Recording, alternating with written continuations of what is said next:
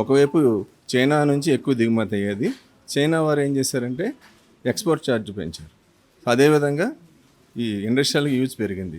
ఈ ఇండస్ట్రియల్ యూజ్కి వెండికి ప్రత్యామ్నాయంగా వేరే మెటల్స్తో ట్రయల్ రన్ నడుస్తుంది. ఒకవేళ అది కనుక సక్సెస్ అయితే రేటు తగ్గే అవకాశం ఉంది. అదేవిధంగా చైనా ఎక్స్పోర్ట్ డ్యూటీ ఏదైనా తగ్గిస్తే అది కూడా తగ్గే అవకాశం ఉంది. బట్ నా అభిప్రాయాలు ఏంటంటే ఏ దేశమైనా కానీ ఇన్కమ్ తగ్గించుకోవడానికి చూడదు. సో అది జరగకపోవచ్చు అని అనుకుంటున్నాను.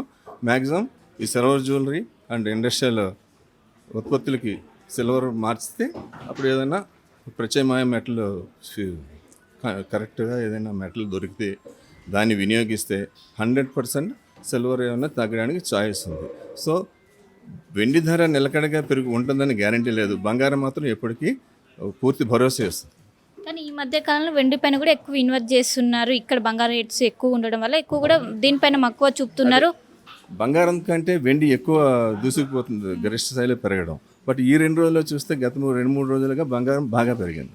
సో ఇన్వెస్ట్మెంట్ అనేది కూడా ఈ అందరూ కూడా ఇప్పుడు షేర్ మార్కెట్ బదులు స్టాక్ మార్కెట్లో సిల్వర్ అండ్ గోల్డ్ మీదే మదుపరులు ఎక్కువ ఆసక్తి చూపిస్తున్నారు.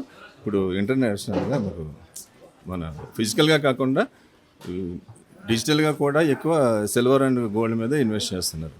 సో నిఫ్టీ కానీ సెన్సెక్స్ ఇవన్నీ కూడా ఒక భారీ పతనాలు చూసుకుంటున్నాయి. సో బంగారం అయితే ఒక భరోసా ఉంటుంది. ఎన్ని సంవత్సరాలైనా ఎంతకాలమైనా డిమాండ్ అనేది తగ్గినది లోహం బంగారం.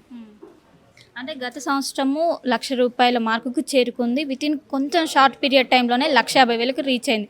2,00,000లకు కూడా ఈ విధంగానే తక్కువ టైంలోనే రీచ్ అయ్యే అవకాశం ఉందా? అంటే మీ ఎక్స్పెక్టేషన్స్ ఏంటి?